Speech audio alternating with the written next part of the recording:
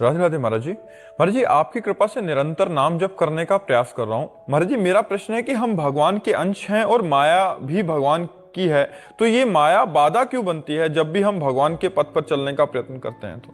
जो हम खेल खेलते हैं तो एक ही स्कूल के एक ही क्लास के विद्यार्थियों को दो विभाग में बांट दिया जाता है,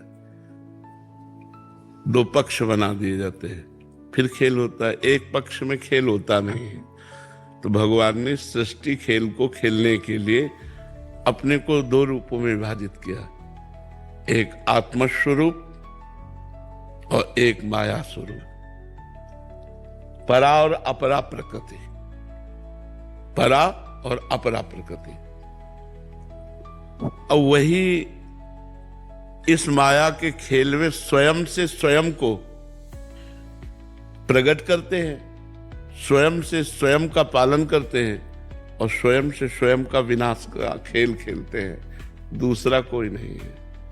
मम माया तो ममैवांशो, मेरा अंश ये। तो खेल कभी भी जो तो है वो दो पार्टी में होता है। पार्टी दो बनाई जाती है, एक पक्ष एक विपक्ष होता है ना। तो अब दोनों को अपनी अपनी ताकत दी जाती है। जैसे हम कबड्डी बोलने जाएं विपक्ष में तो चार पांच हमारे को पकड़ के चढ़ बैठेंगे, लेकिन हमको उनको घसीट के पाला तक लाना है, न सांस टूटनी है और न रुकना है। ऐसे ही हमें माया के पक्ष में जाना है। शरीर संबंधी सब माया पक्ष, राधा राधा राधा राधा राधा राधा, ये सांस न टूटने पावे। और पाला ये है कि हमें भगवान की प्राप्ति करनी है। अगर हमें ये लक्ष्य याद रहा कि मुझे भगवान की प्राप्ति करनी है और भगवान नाम नहीं छूटा तो हम जीत गए।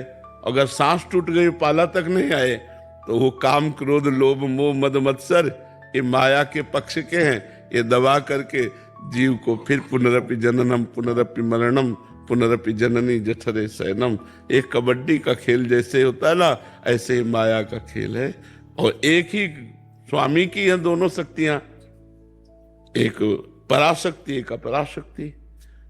तो परा और अपरा दोनों शक्तियों के खेल में विजयी वही होता है जो भगवान की शरण में हो जाता है। मामेवि प्रपद्यन्ते माया में ताम तरन्ते।